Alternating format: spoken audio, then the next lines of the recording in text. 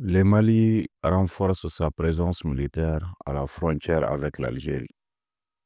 Un déploiement qui intervient dans un contexte tendu, marqué par l'abattage récent d'un drone malien par l'armée algérienne. Que s'est passé réellement entre ces deux pays frères?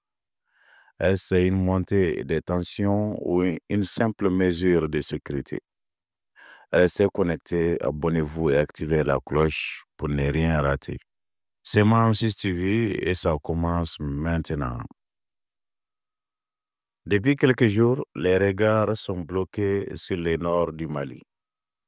Et pour cause, le gouvernement malien vient de décider, lors d'une réunion d'urgence, de renforcer ses positions militaires tout au long de sa frontière avec l'Algérie. Mais avant de parler de cette décision stratégique, faisons un petit retour en arrière. Le 1er avril dernier, un drone de l'armée malienne aurait été abattu par les forces algériennes, selon plusieurs sources concordantes.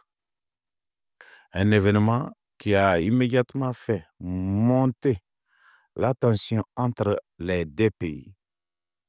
Même si le Mali et l'Algérie ont longuement entretenu des relations de coopération, notamment dans la lutte contre le terrorisme dans le Sahel, cet incident marque un tournant inquiétant. Pourquoi ce drone survolait-il l'espace aérien algérien? C'est une mission de surveillance contre des groupes armés terroristes?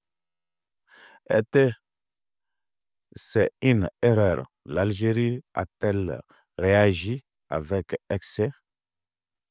Autant de questions que les deux États doivent encore clarifier. Selon une source officielle, le Mali a décidé donc de renforcer ses troupes stationnées à la frontière algérienne. Il s'agit non seulement de protéger son territoire, mais aussi de prévenir toute nouvelle escalade. Ces redéploiements encore concernant plusieurs localités du nord, notamment Tessalit, Kidal, Tinzawaten et Inkalil, des zones très sensibles où la présence de groupes armés est constante. Le message est clair.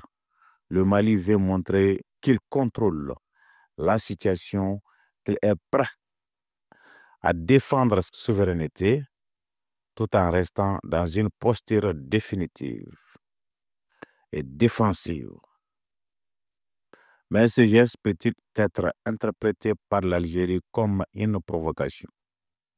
Les observateurs craignent un engrenage si le dialogue ne reprend pas rapidement entre Bamako et Alger. De son côté, l'Algérie garde le silence officiel, mais a renforcé la surveillance aérienne et terrestre dans ces régions frontalières. Il faut savoir pour Alger, la question de la sécurité à ses frontières est une priorité nationale. Avec l'instabilité chronique au Sahel, l'Algérie se méfie de toute intrusion sur son territoire, surtout dans les zones montagneuses difficiles d'accès. Mais cette réaction est-elle proportionnée? Certaines analystes estiment que l'abattage du drone malien aurait pu être évité avec plus de communication entre les deux armées. D'autres affirment que cela montre un manque de confiance entre les deux pays. Pourtant unis par l'histoire, la culture et les défis communs. Ces face-à-face militaires inquiètent la communauté internationale, mais surtout les populations locales. Car en cas de mauvaise interprétation ou de gestes mal calculés, le risque d'un affrontement direct n'est pas exclu. Pourtant, tout le monde espère le contraire. Des voix se lèvent pour appeler à un dialogue urgent entre Bamako et Alger. Les organisations régionales comme l'Union africaine ou la CEDEAO pourraient jouer un rôle de médiateur, désamorcer cette crise. Il est temps que les deux capitales renouent le fil du dialogue. car au-delà des drones, des frontières ou des incidents isolés, le véritable enjeu, c'est la paix et la stabilité dans toute la région sahélienne. Ce qui se passe aujourd'hui entre l'Algérie et le Mali est un test pour toute la sous-région.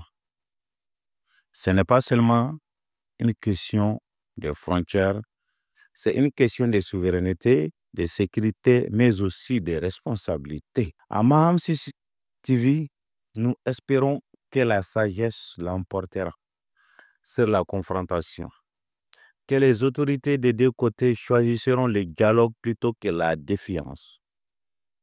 Et vous, qu'en pensez-vous? Faut-il craindre une escalade militaire entre le Mali et l'Algérie? Est-ce que le Mali a bien fait de renforcer ses positions?